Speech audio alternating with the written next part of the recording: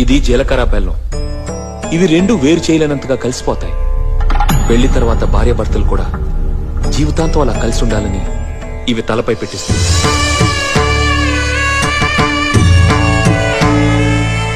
ఇది మంగళసూత్రం.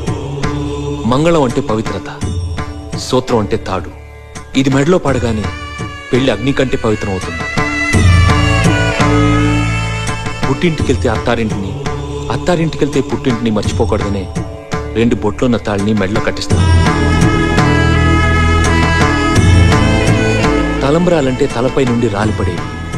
ఆ ఇంట్లో సిరి సంపదలు కూడా అలా వచ్చి పడాలనే తలంబ్రాలు పోయిస్తారు. 7 అడుగుల్లో ప్రతి అడుగుకి ఒక అర్థం ఉంది. ఒకరి వెంట ఒకరు 7 అడుగులు నడిచి 6వ ప్రాణంగా 5వ తనాన్ని మూటగట్టుకొని 4 దిక్కుల సాక్షిగా